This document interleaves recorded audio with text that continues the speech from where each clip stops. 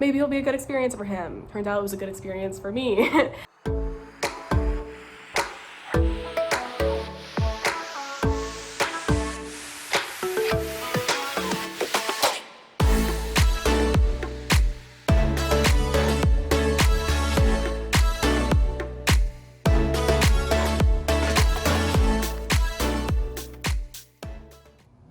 Hey, I'm gonna try and conduct a little bit of an experiment with my horse Cass. He's pretty herdbound, meaning that he's anxious whenever he leaves his buddies being my two miniature horses, Percy and Bowie. So basically what I'm gonna do is I'm gonna remove him from the front field where they all are right now, and I'm gonna take him back to the barn where I'm at, which is completely out of eyesight from the little guys, and I'm gonna groom him. But I'm gonna do it two different ways. I'm gonna pull him traditionally with a halter and lead rope and just make him come this way. I'm gonna tie him there, and then I'm gonna groom him for a bit. The second way is gonna be with positive reinforcement. So basically I'm gonna lead him back to the barn with positive reinforcement and no halter or lead rope, and then I'm gonna ask him to stand over here, clicking and treating the whole time, and grooming him. And I'm gonna see if his behavior changes during these two scenarios. I'm assuming that it will, given my past experience with it, but yeah, I guess we'll see how it goes. So I just wanted to go ahead and film this before I get up and start working with him. Like I kind of mentioned, he gets anxious. Like he was trained traditionally. He's an ex-racehorse for 9 years of his life. He's 14 now. I've had him for 5 years, 6 years now, 5 years. And up until the past like year and a half, he's been trained with negative reinforcement because that's how I was trained as a kid. I would pull him out of the front field and I'd want to work on his separation anxiety from his friends.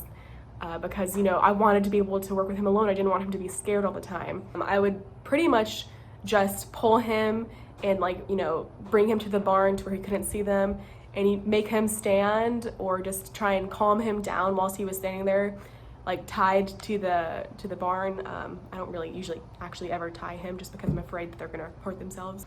And the whole time, he'd be like ears perked, looking around, the whites of his eyes would be showing. He's not an Appaloosa, so it's not normal. His nostrils were just huge. He was holding his breath the whole time.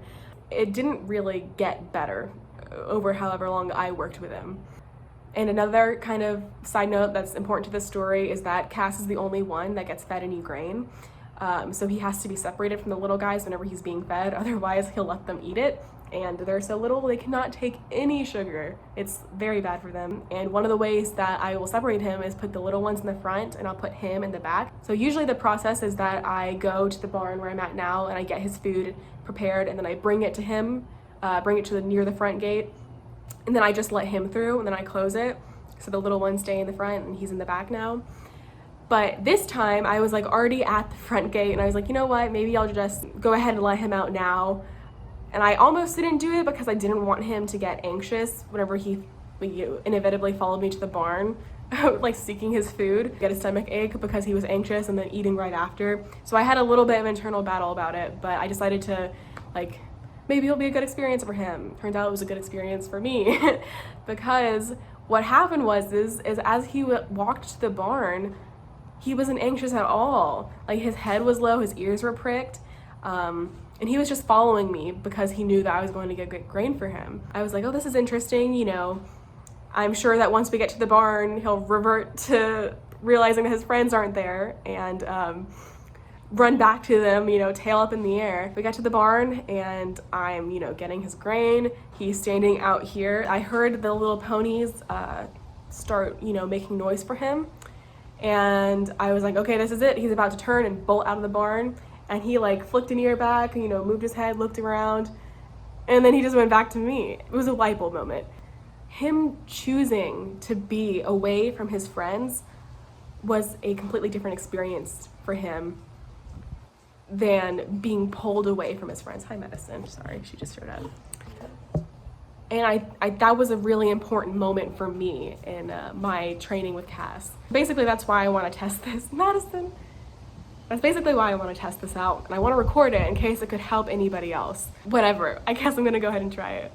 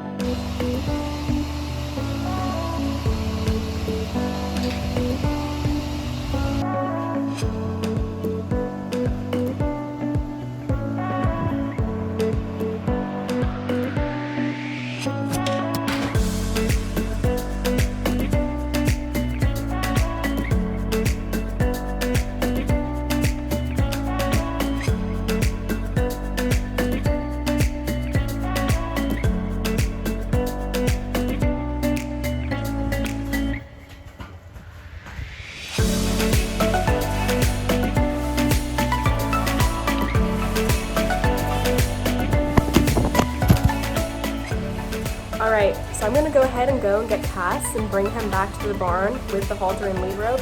It is the next day, as you can see from my change of outfit. I decided to split them across 2 days so that there wouldn't be any influence from one to the other. I wanted him to be as reset as possible between each one, and I didn't think a couple hours was enough for him to get out of one training mind. So yeah, I'm gonna go grab him and I'll see how it goes.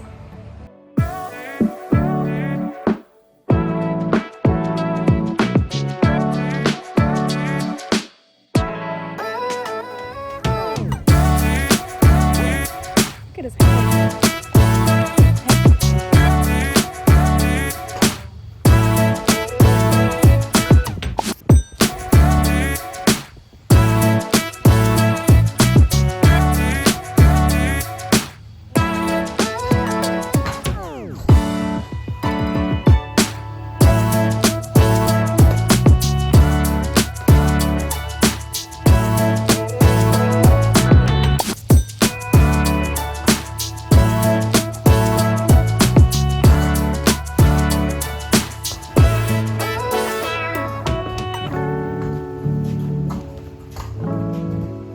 I'm gonna go ahead and cut this short. Cass is pretty anxious.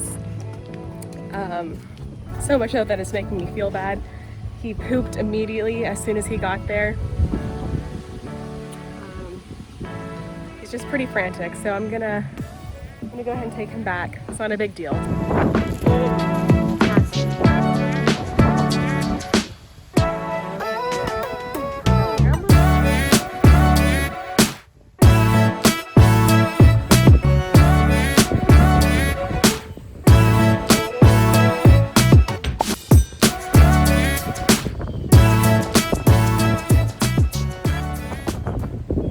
Alright, so reflection time.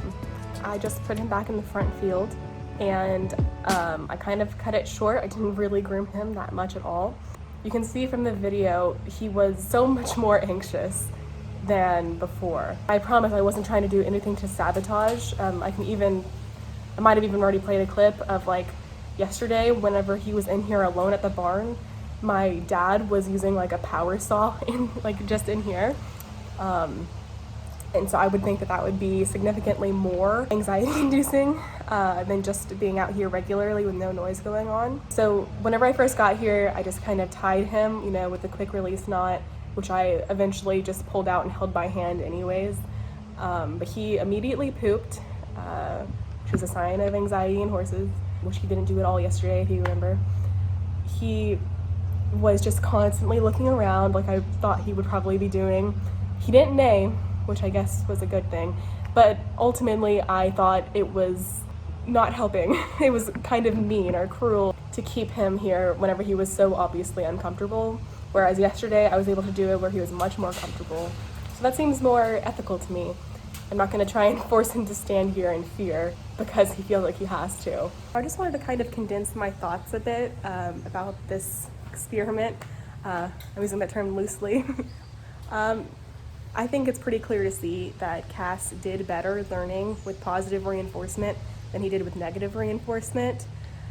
It's so interesting because 4 years ago, if you had asked me how to help a horse with herdboundedness, like a horse that gets anxious being tied, something like that, what would you do? And I would have said, tie him to the fence or to the gate, whatever, and have him stand there until he's calm.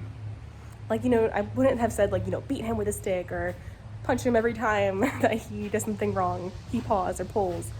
But I would have said keep him there until he gets calm. So the horse would have learned, in order to leave this terrifying place, I have to calm down. And he would have learned it through fear. He would have learned that the only way to get out of the scary situation was to surrender and accept that he was stuck there. And horses can be trained that way, they can. But just, if you look back at the video, just seeing his face when he was here by his own choice without anything controlling him besides his decisions, I think it was just clear that he did a lot better.